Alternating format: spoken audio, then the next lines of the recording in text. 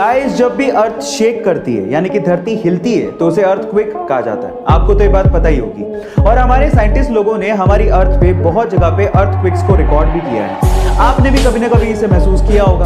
लेकिन सवाल ये है कि अगर हमारी अर्थ प्लेनेट को छोड़ दें तो इसके अलावा अगर किसी और प्लेनेट पे ऐसे ही वाइब्रेशंस महसूस किए जाएं तो क्या उसे भी अर्थक्वेक ही कहेंगे? नहीं।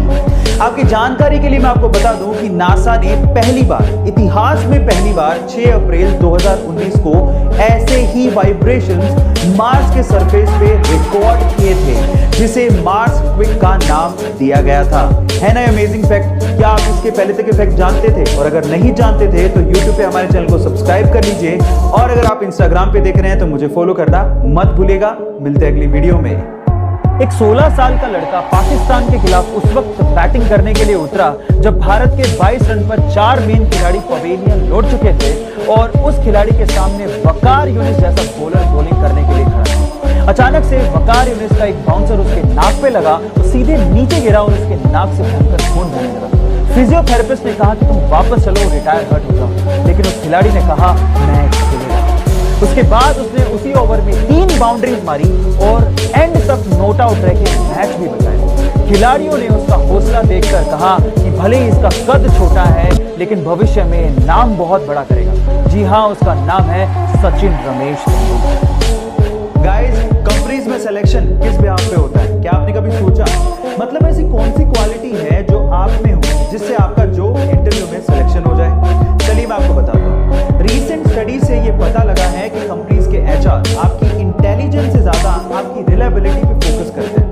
मतलब आपके दिमाग चलाओ एटीट्यूड से ज्यादा आप कितने टिकाऊ हो इस चीज पे ध्यान देते हैं। आप ट्रस्टवर्दी हो कि नहीं, आप जॉब पे टिकोगे कि नहीं, ये उनके लिए ज्यादा मायने रखता है। गाइस, आप लोगों ने कैन 1992 का ये डायलॉग तो सुना होगा, the most expensive thing in the world is trust and cheap people can't afford it. So guys, अपने इंटरव्यूअर को ये यकीन दिलाइए कि आप रिलायबल हैं। तो ऐसे इंटरेस्टिंग वीडियोस के लिए YouTube पे हमारे चैनल को सब्सक्राइब कर लीजिए, और अगर आप Instagram पे देख रहे हैं तो मुझे फॉलो करना मत भूलिएगा। मिलते हैं अगली वीडियो में।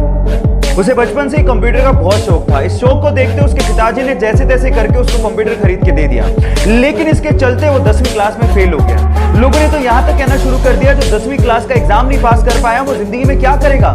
लेकिन उसे अपने पैशन पे भरोसा था। एक दिन एथिकल हैकिंग का उसने सेमिनार लिया और उसने डिसाइड कर लिया कि मैं एथिकल हैकिंग में अपना भविष्य बनाऊंगा। फिर क्या था, अपनी मेहनत के चलते आज वो लड़का बड़ी बड़ी कंपनीज जैसे कि Facebook, Apple, Google, Yahoo, Microsoft के प्रोग्राम्स में बग यानी कि कमियां ढूंढ के करोड़ों रुपया कमाता है, और उसके अलावा साइबर क्राइम में वो पुलिस की मदद भी करता है। Yes, I am talking about Manan Shah. Guys, यहाँ सीखने लायक बात यह है कि अगर आपके पैशन में आपको भरोसा है तो आप एक दिन जरूर सक्सेसफुल हो।